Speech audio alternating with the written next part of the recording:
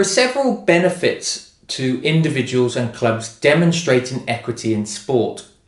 These could be, well, it attracts new members. Growing the player and volunteer base is fundamental for sustainability of all clubs. It can create a positive image, increases revenue, and now with more numbers, further membership fees, and also the positive image can attract additional funding as organisations may wish to be attracted to you. It increases the volunteer base. It also supports funding applications. You may have noted, if you have applied for funding yourself through clubs, that some funding applications require your club to have an equality process in place. It could also attract new partnerships because the principles behind equity and equality also align to their aims and objectives of their organisation. And it also demonstrates best practice across the board. So what are the trends in the 21st century when it comes to equality in sport? There tends to be a heavy media bias towards narrow range of popular sports.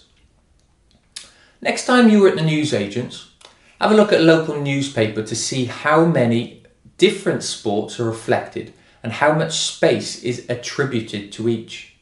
I think you'll be quite surprised. The low number of professional black coaches and managers operating with the Premier League and football leagues can be counted on two hands. Really, it should be reflective of the overall population of black people within the UK. So really, you should question why that is and why there are so few black coaches and managers operating within the game. There are a low number of female coaches, not just in the men's game, but also coaching and managing in the elite female game. And the attractiveness of sport to the whole community and timing and location of events act as barriers. So this could be a potential trigger to people not getting involved and reaching out to certain elements of the community.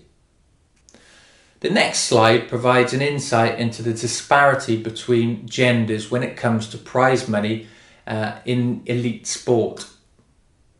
This is an infographic from 2015, so it's a couple of years old. However, not much has changed with regards to the landscape of prize money. You'll see a big difference there in some key sports, certainly the ones that get more profile within the newspapers as listed. So the Cricket World Cup, again, quite a disparity with regards to investment there, although cricket are a national governing body who aims to address this and is making big strides to do so.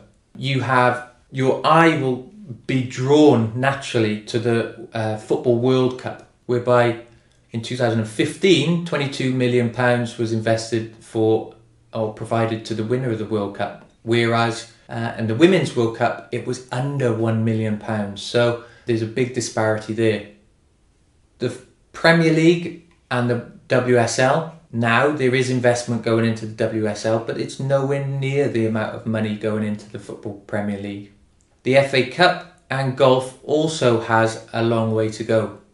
So just an interesting snapshot there really to see, well, we still have a long way to go. Despite sport as a whole and individual sports making big step changes probably in the last 12 to 18 months with regards to media profile.